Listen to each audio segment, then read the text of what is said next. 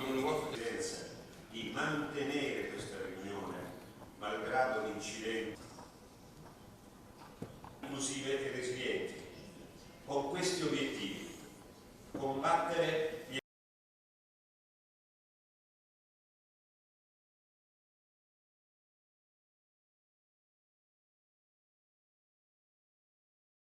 It is us. On this planet, all natural ecosystems are interconnected and they nourish each other. Rivers connect mountains with the sea, forests breathe to cultivate our air, winds and insects carry the pollen of flowers to regenerate life. They all come together and make the web of life, of which we are a part. Life on Earth is based on the circularity of nature. In this picture, you see our planet at night. It is somewhat different from the previous one. Here, we no longer see the circularity of nature. What we see here are centralized cities, culturally and physically distracted from other ecosystems. Cities of our era absorb air, water, soil, mines, and biodiversity from our planet. In turn, they deliver plastic waste, carbon dioxide, wars and poverty that are all very far from enhancing the web of life. In our era, the circularity of nature gradually shifts to the centrality of cities, resulting in climate emergency, plastic islands in oceans, loss of biodiversity, and finally, the demise of our coasts. As cities break ties from the ecosystem they are surrounded by, we lose grip of the reality of life on Earth.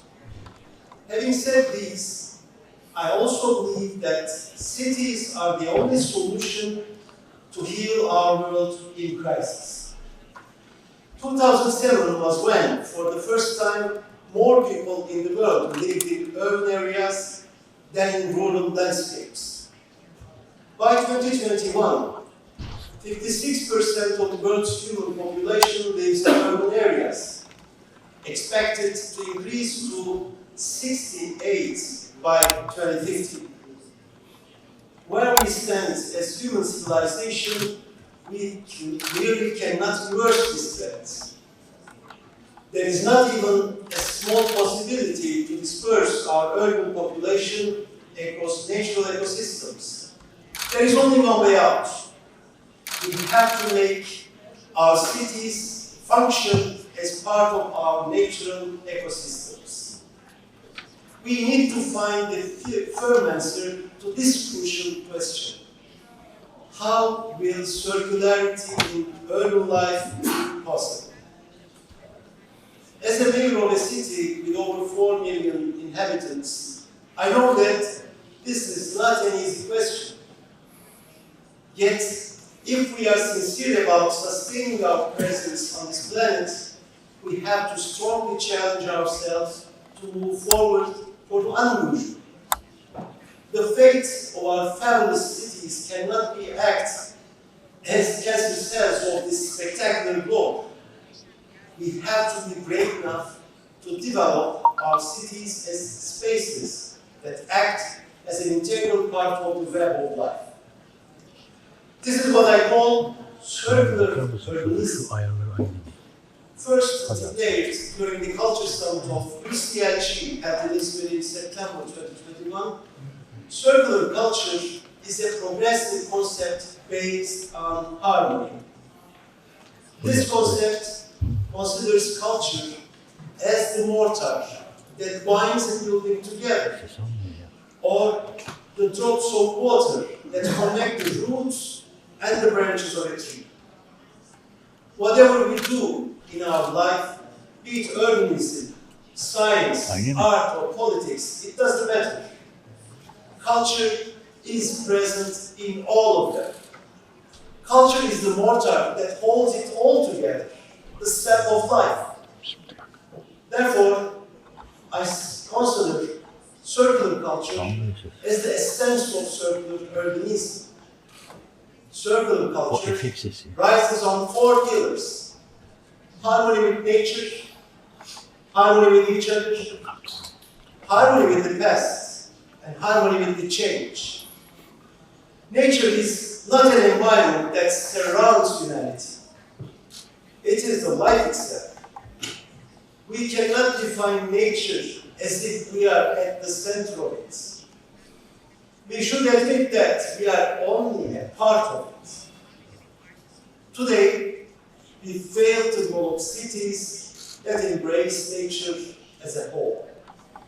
From here, the multiple crises of our era were born. The climate crisis, the biodiversity crisis, the plastic crisis, and all others. For this reason, the first pillar of circular culture is based on harmony with nature, growing our appreciation of nature rights. If we want to realize the transformation that the world needs so much, the second pillar of circular culture forms another basic starting point: harmony with each other.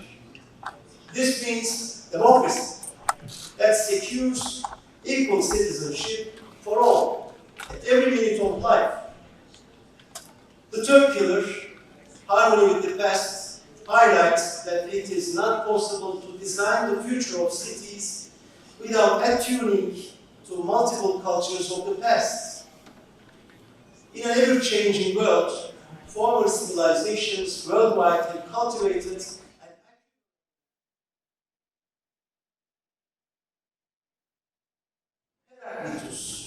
an ancient thinker from Izmir said, "The only constant is change." This saying prevents all possibilities that may turn culture into a dogma, an ideology, or domination of power. This is why we take harmony with change as our fourth pillar to establish a more just city that is open to change in alliance with the other cities of the world.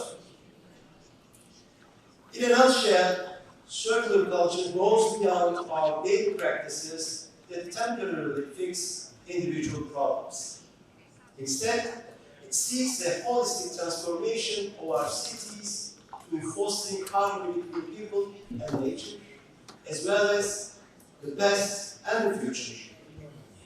In Izmir, we adopted the 4 pillars of circular culture as a concrete strategy to nurture circular urbanism, starting from the Mediterranean.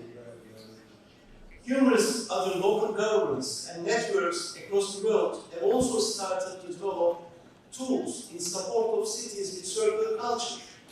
Chipta Snow, green cities, biophilic cities, national park cities, rewilding cities, net zero cities, fair cities. These are only some examples. I believe that we need to strongly pursue networks as such in order to divert cities from being centralized spaces that causes harm, release carbon, and produce waste. Having met today in the 8,500 years old city of Izmir, I would like to voice the urgent demand for uniting and accelerating our efforts for growing circular urbanism in our region. As representatives of local and regional authorities in the Mediterranean, our responsibility is not only restricted to serving our citizens today. We also have to serve the next generations of our cities that will encounter the results of our decisions today. Our responsibility also overarches to natural ecosystems that make our urban civilization possible. Using this opportunity, I would like to call to establish an alliance for cities with circular culture as a strong message from our meeting today to the upcoming COP27 in Egypt. Such an alliance can greatly advance and give synergy to our local, regional and global efforts underway in transforming our cities into breathing landscapes for people and for the entire web of life. Dear colleagues, nothing will ever get better by itself one morning out of nowhere. If our world is ever going to change for the better, we will have to achieve with our great efforts and with the decisive stance that we maintain despite all obstacles. It is clear that our isolated efforts to solve the global crisis will not work alone. Harmony among our actions is as crucial as harmony with nature. That's why our meeting is so valuable to inspire the urban world for establishing a global alliance of cities with circular culture, starting from the Mediterranean. Once again, I would like to welcome you to Izmir and wish our network a most successful meeting. I salute you with all my heart. Thank you so much for your attention.